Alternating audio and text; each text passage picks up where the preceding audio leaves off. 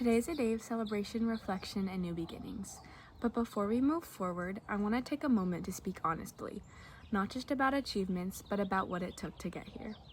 In school, we often become so focused on grades, deadlines, and doing everything right that we forget to enjoy the journey, to laugh, to play, to actually live. I realized that somewhere along the way, I stopped having fun, and that loss weighed heavier than any missing assignment ever could. For me, this journey wasn't only about classes, tests, or grades. It was also about learning how to live with something that isn't talked about enough: mental health struggles. While that part of the story doesn't come with honors or awards, it shaped me just as much, if not more, than anything I learned in a classroom. There were days I didn't think I'd make it here, not because of grades or deadlines, but because my own mind felt like the biggest obstacle. Anxiety, self-doubt, eating disorders, and depression don't show up on a transcript, but they were part of my story too. I want to thank the people who saw me even when I tried to hide, the friends who checked in, the teachers who offered kindness without even knowing what I was carrying, and the quiet strength I found when I thought I had none left. To anyone out there who has struggled, who still struggles, you are not weak, you are not broken, you are not behind, you are human, and you are not alone. Real strength isn't about pretending we're fine. It's about choosing to keep going even when we're not. It's about showing up for ourselves and for each other, especially when it's hard. To my fellow graduates, we didn't just make it. We grew, we fought, we healed. Our struggles didn't disqualify us from this moment. They made it even more meaningful. One inspiring dietitian I had once told me, "Don't let a speed bump in your path of recovery turn into a mountain." Those words have stuck with me. Life in general isn't a straight line. There are setbacks, hard days, moments when you feel like you failed. But that quote reminded me that a bad day doesn't erase progress. It just means we're human, and it's okay to stumble as long as you keep moving forward. So, as we step into whatever comes next, let's carry the truth with us. We are not defined by what we've been through, but by how we rise again and again. And we are just now getting started. For a long time, I didn't know how to cope with stress, the pressure, or the constant feeling that I wasn't enough. So I turned to the one thing I thought I could control: my relationship with food. I began restricting what I ate, convincing myself that if I could just shrink my body, maybe I could quiet the chaos in my mind. Over time, I lost 100 pounds, and still, I didn't feel sick enough.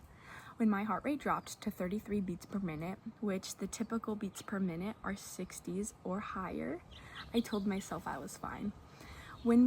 Even when my eating disorder led to the removal of my gallbladder, I still didn't believe I was truly unwell. My team of doctors needed me to grasp that I was severely malnourished, and if I kept up the damage I was doing, it was a matter of time I would go into cardiac arrest. What I didn't realize until I entered recovery was this: no amount of suffering would ever convince my eating disorder that I deserved help, because its goal was to never heal. It was to destruct and to let me die. It wasn't until I stopped trying to prove I was sick enough and started believing I was worth getting better that the real fight began.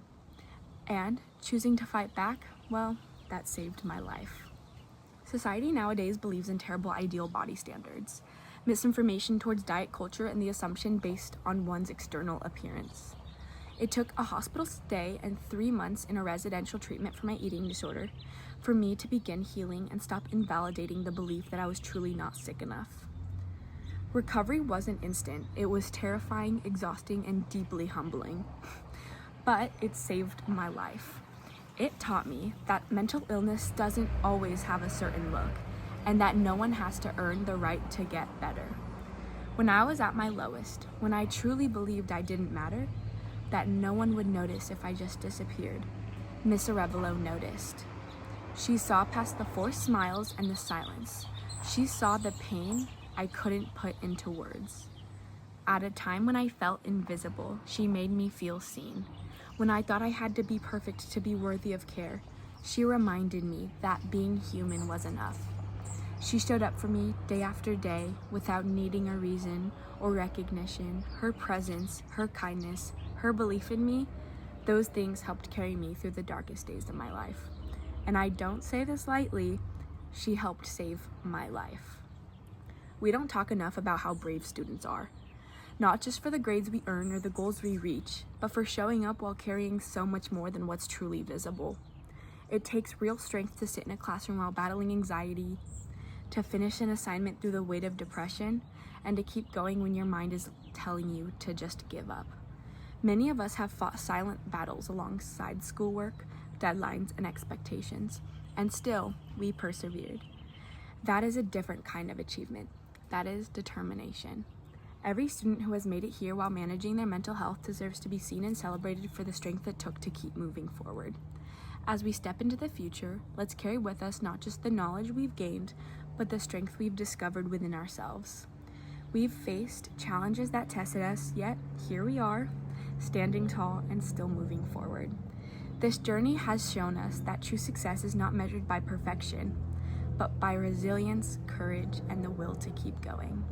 So, to my fellow graduates, we've already proven that we can overcome anything. Now, let's go out and show the world just how far we can go. Thank you.